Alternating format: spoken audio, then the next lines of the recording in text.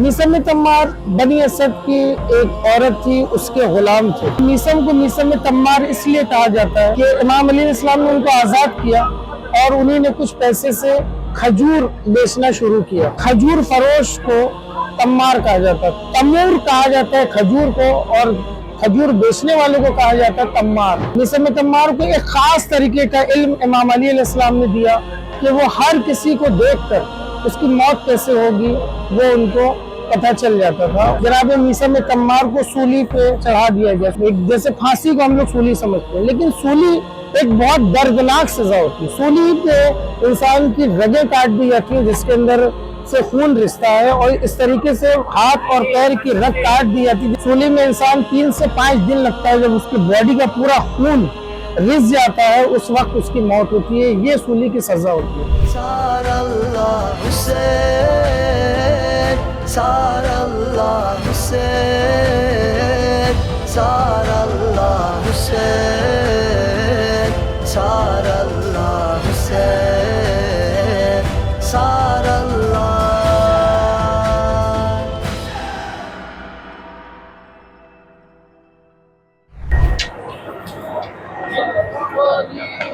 ہم اس وقت میثم تمار کے روضے کے بالکل سیڑھیوں پہ ہیں۔ میثم تمار امام علیہ السلام کے ان ساتھیوں میں ہیں جو بہت زیادہ امام علیہ السلام سے قریب تھے۔ میثم تمار بنی اسد کی ایک عورت تھی، اس کے غلام تھے، اور وہ میثم تمار کو 200 درہم میں بیچنا چاہتی تھی۔ امام علیہ السلام جب اس عورت کے پاس گئے اور 200 درہم اس کو دیا تو اس کی نیت خراب ہوئی۔ اس نے بولا کہ نہیں، میں 300 درہم چاہیے۔ امام علیہ السلام نے 300 درہم دیا۔ پھر اس عورت نے کہا کہ نہیں، مجھے 400 درہم چاہیے۔ امام علیہ السلام نے اس کو 400 درہم دیا۔ پھر اس نے بولا نہیں، مجھے 500 درہم چاہیے۔ امام علیہ السلام نے اس کو 500 درہم دیا۔ اس کے بعد وہ عورت نے بولا کہ اچھا ٹھیک ہے، یہ غلام آپ کا ہوا۔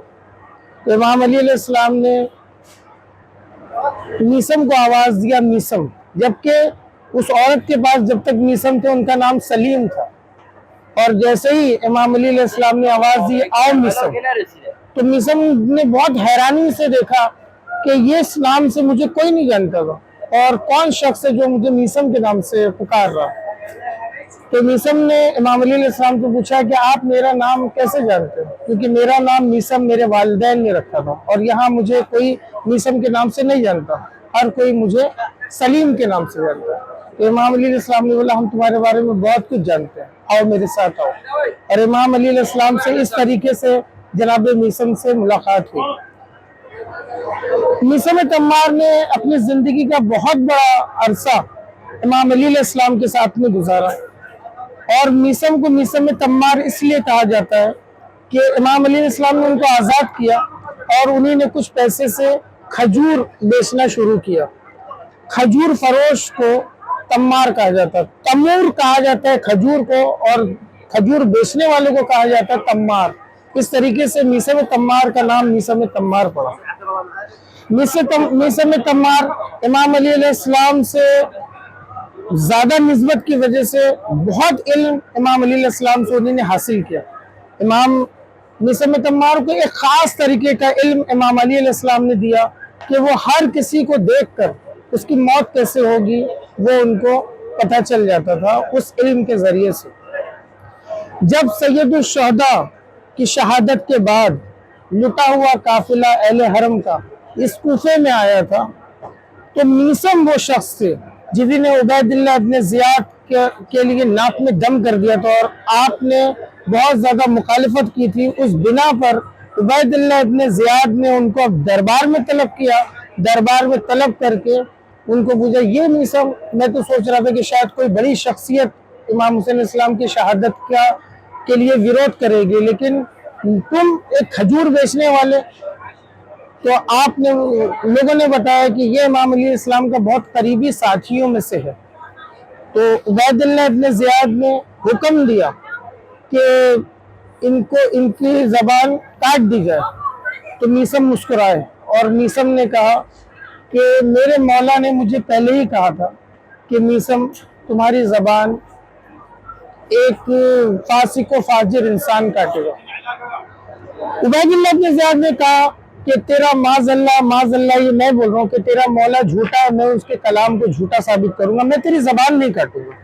اس نے اپنے سپاہیوں کو حکم دیا کہ ان کے ہاتھ پیر کاٹ کے ان کو سولی پر چڑھا دو، اور اس طریقے سے جناب میثم تمار کو سولی پہ چڑھا دیا گیا۔ سولی ہم لوگ سمجھتے ہیں کہ شاید کوئی پھانسی ہوتی ہے کہ جس پہ چڑھایا جائے اور اس کا جیسے پھانسی کو ہم لوگ سولی سمجھتے ہیں، لیکن سولی ایک بہت دردناک سزا ہوتی ہے۔ سولی پہ انسان کی رگیں کاٹ دی جاتی ہیں جس کے اندر سے خون رستا ہے، اور اس طریقے سے ہاتھ اور پیر کی رگ کاٹ دی جاتی ہے۔ جیسے آپ نے دیکھا ہوگا کہ جناب عیسیٰ کو جو سولی چڑھائی گئی تھی، سولی میں انسان 3 سے 5 دن لگتا ہے، جب اس کی باڈی کا پورا خون رس جاتا ہے اس وقت اس کی موت ہوتی ہے۔ یہ سولی کی سزا ہوتی ہے۔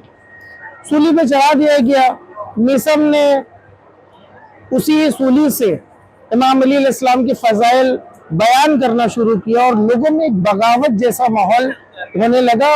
عبید اللہ ابن زیاد کے سپاہیوں نے یہ خبر جب عبید اللہ تک پہنچائی کہ کوفے کے اندر بغاوت ہو جائے گی، تو اس نے کہا کہ ان کی زبان کاٹ دو، اور اس طریقے سے امام علی علیہ السلام کی جو پیشن گوئی تھی میثم کے لیے وہ سچ ثابت ہوئی۔ میثم کو جب امام علی علیہ السلام نے کہا، جب ان کے ساتھ تھے، تو امام علیہ السلام نے فرمایا کہ میثم اس وقت کیا ہوگا کہ جب تمہیں میری محبت میں سولی پر چڑھا دیا جائے گا۔ تو میثم نے بے ساختہ کہا کہ مولا کیا میں ایمان پر ہوں گا؟ تو مولا نے کہا بالکل تم ایمان پہ ہوگے۔ میثم اس درخت کو اس دن سے پانی دینا شروع کیا کہ کاش یہ درخت بڑا ہو اور میرے مولا کی وہ پیشن گوئی سچ ثابت ہو۔ میثم تمار ایک امام علی علیہ السلام کے ایسے ساتھی تھے کہ جنہوں نے خود بلکہ ان کی اولادوں نے چوتھے امام زین العابدین علیہ السلام کا ساتھ دیا، اور اس کے بعد امام محمد باقر علیہ السلام کی ان کی نسل نے اس طریقے سے ان کا ساتھ دیا۔ یہ روضہ ہے میثم تمار کا کہ جب ان کو سولی پہ یہ تھے تو ان کے جو ساتھی تھے جو کھجور بیچتے تھے، ان لوگوں نے ان کا لاشا شہر سے اٹھایا۔ ابھی میں آپ کو دکھاؤں گا کہ کوفہ سے یہ جگہ دور پر ہے، اور رات میں ان کو چوری چھپ کے اس جگہ پہ دفنایا گیا۔ یہ وہ جگہ ہے جہاں پر میثم تمار کی قبر ہے۔ مومنین آتے ہیں، زیارت کرتے ہیں، اور بہت خاص اہمیت ہے اہل بیت علیہ السلام کی نظر میں میثم تمار کی کہ ان کے در سے مومنین کی دعائیں مستجاب ہوتی ہیں۔